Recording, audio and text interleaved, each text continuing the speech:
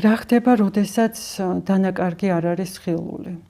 მაგალითად, როდესაც არის საჯარო ობიექტი, რომლის გლოვაც ადამიანს შეუძლია, ბუნებრივად იღებს მხარდაჭერას ახლობლებისგან, გლოვობს და რაღაცნაირად გადადის ამ გლოვის ფაზებს. მაგრამ ქალის შემთხვევაში, რაც ვახსენე, რომ სპონტანური აბორტის შედეგად ქალს შეიძლება განუვითარდეს ტრავმა, ამ შემთხვევაში არ არსებობს ხილული დანაკარგი. ძალიან ხშირად ეს დანაკარგი არის უხილავი და ქალს ფაქტიურად რჩება მარტო აი ამ უდიდეს ტკივილთან ერთად და ვერ გლოვობს. ოჯახის წევრებიც კი ვერ ხვდებიან, რომ მას სჭირდება მხარდაჭერა.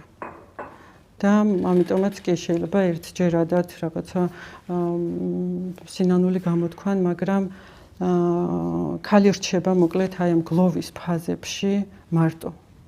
რაც არის უაღრესად მტკივნეული, მასაც ხშირად არ ესმის რა ემართება, რატო გრძნობს თავს ესე ცუდად.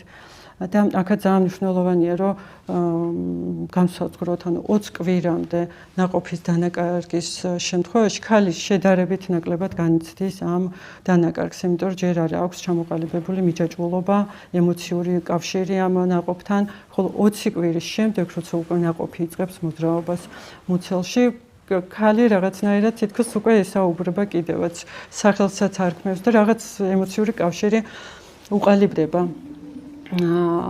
და ზუსტად ეს არის 20 კვირის შემდეგ თუ მოხდება ნაყოფის გარდაცვალება, ამას ეწოდება უკვე მკვდარშობადობა და სამწუხაროდ საქართველოს ჯერ კიდევ არ ატანენ გარდაცვლილ ახალშობილს ნაყოფს. დასავლეთში უკვე დაიწყეს ესეთი პრაქტიკა, ატანენ ოჯახს ამ ნაყოფს, იმიტომ რომ უკვე ჩამოყალიბებულია კიდურები, მთელი სხეული ჩამოყალიბებული აქვს და ისინი აცმევენ, რიტუალებს ატარებენ ძალიან ჩვეულებრივად. აქ ეს პრაქტიკა არ არის. დასავლეთში საბედნიეროდ მხოლოდ 1% შემთხვევაში შეიძლება მოხდეს ეს მკვდარშობადობა. საქართველოს ჯერჯერობით ეს პროცენტი დაახლოებით 5-დან 6%-მდე მერყეობს და ძალიან მნიშვნელოვანია, რომ ცოდნა გაიზარდოს ამ მიმართულებით. კლინიკებმაც ისწავლონ, კლინიკებში ექიმებმა ისწავლონ ამ მდგომარეობების მართვა და არ მივიდეს ასეთ მტკივნეულ შედეგამდე.